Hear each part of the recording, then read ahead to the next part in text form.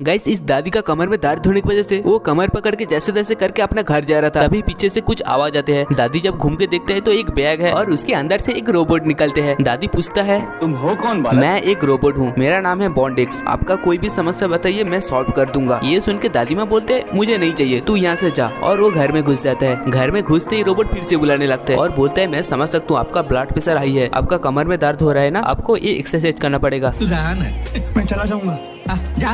मैं चला जाऊंगा। हाँ जा। मैं सचमुच चला जाऊंगा। चल चल चल चल चल। मैं जा रहा हूँ। अरे तू जा रही। लेकिन वो रोबोट तो बेशरम था। वो अगले दिन वापस आ जाता है और बोलते हैं कि आपको स्विमिंग करना चाहिए ताकि आपका कमर में दर्द छूट जाएगा। दादी माँ बोलता है कि मुझसे ये सब नहीं होगा क्योंकि पानी से मेरे को बहुत डर लगता है। रोबोट उसे पानी से नहा देता है, पानी से छिटा मारता है ताकि पानी से उसकी डर हट जाए। थोड़ी देर बाद दादी माँ को गुस्सा आ जाता है। साले को बम से उड़ा दूंगा एक बार हाथ में आ जाए तो। वो उसकी पीछा करने लगता है, लेकिन रोबोट तो उसे मामू बना के स्विमिंग पूल पर लेके आ गया। चीटिंग करता है तू। यहाँ पर इस बत्तख ने अपनी सारी जरूरत का सामान इस ट्रेन में लोड कर लेते हैं और ट्रेन को फुल चार्ज भी कर लेते हैं। उसके बाद वो बत्तख ने वर्ल्ड टूर में निकल जाता है। सुकून का नाम सुना है? वो प्यारा बत्तख जहाँ भी रास्ते में खाली जगह मिलता है तो वहाँ पर छोटे छोटे पौधे लगा देता है। इतने तेजस्वी लोग हैं हमारे। वहाँ पर एक बड़ा सा पेड़ था जहाँ पर 2 गिलहरी रहते हैं। बत्तख का नजर जब उसमें पड़ता है तो बोलता है, इतना बड़ा पेड़ यहाँ पर क्या कर रहा है, इसे तो मैं अपने घर ले जाऊंगा, अपने घर की दरवाजा बनाऊंगा। ये सब क्या देखना पड़ रहा? गिलहरी जब खाना लेके अपने घर वापस आता है तो घर नहीं है, घर तो उड़ गया। ये क्या हो गया? दोनों गिलहरी जल्दी से भाग के पहाड़ में चढ़ के उनकी घर ढूंढने लगता है। तो ओ अच्छा ये बात।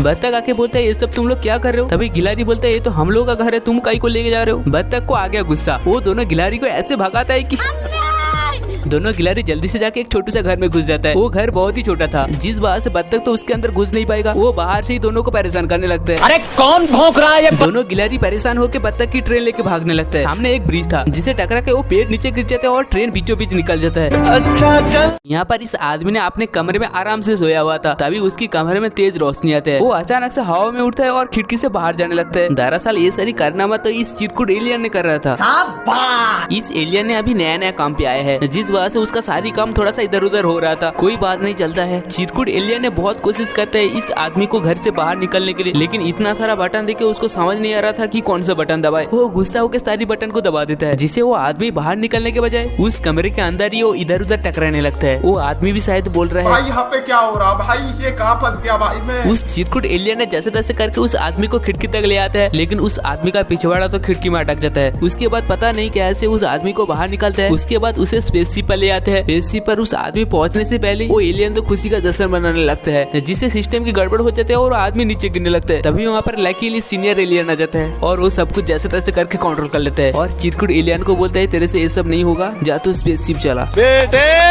यहाँ पर इस कुत्ते ने ब्रिज के नीचे आराम से खाना पका रहा है, साथों साथ कबीर सिंह जैसा सिगरेट भी फूंक रहा है। उस कुत्ते की पीठ में एक खटमल रहता है, वो भी बॉनफायर जला के आराम से अपनी गांठ सेक रहा है।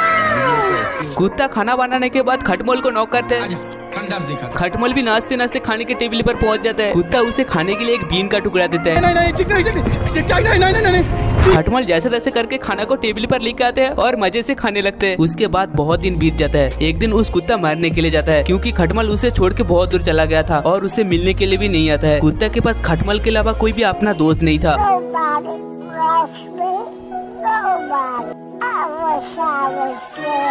उतने में खटमल वहाँ पर आ जाते हैं और बॉम्ब की आग बुझा के उसे बचा लेते हैं। कुत्ता उसे देख के बहुत ही खुश हो जाता है और बोलते हैं, तू इतने दिन से कहाँ था, मैंने तुझे ढूंढ ढूंढ के परेशान हो गया था, आ मेरी जान मेरी ऊपर आजा। खटमल बोलता है, रुको जरा। अरे क्या बात है, बंदी पटा लिया? अरे सिर्फ बंदी नहीं, 10-12 बच्चा भी पैदा कर लिया।